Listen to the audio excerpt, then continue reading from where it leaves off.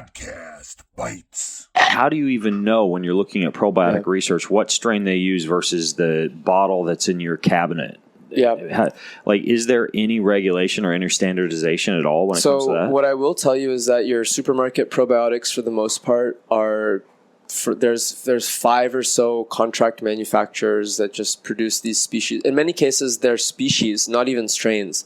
Can you describe that for people who aren't familiar with the supplement industry? Manufacturers. A contract manufacturer is just kind of a manufacturing facility which produces. You can basically Google and find a manufacturer that white labels a product for you, right? And so by that I mean there's 5 or 6 places that in many cases spun out of the dairy industry. And so they found actually the reason why still some of the best fermentation facilities in the world are in southern France and northern Italy. I mean, our whole supply chain is in Europe because they have the best fermentation facilities, because they invested in that infrastructure, because of the role that fermented cheeses and dairy products play in European culture.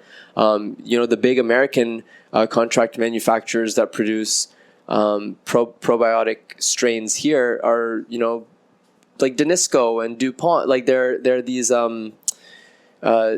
dairy manufacturers, and it's very interesting to me big that food corporations. Well, yeah, these cultures that are used for dairy production, how a whole side industry was born that said, well, we could just turn these into packaged products, or we could turn these into supplements. But it was really bad up until a couple of years ago when the microbiome field started, and then we've had a whole new birth of organisms that are being discovered, that are being tested, that are going into trials, that are being properly designed trials, strains that are very specific and different and are cataloged. But to answer your question, so if you think about kind of dogs as a species, they're all dogs, all domestic dogs are not the same, yet at the species level they are. And so each individual... Like a Chihuahua is a dog and a Doberman is a dog. Yeah, but they're very different strains of dogs, so to speak, if you want to use the example, right? And so their attributes are very different from one another. Everything from their physiology to the way they perform, to the metabolic output that they generate. And so bacteria are actually, in some cases, way more different. Under the technical definition, a strain can be... Some strains of Lactobacillus reuteri are 70% genetically different from other strains of the same species.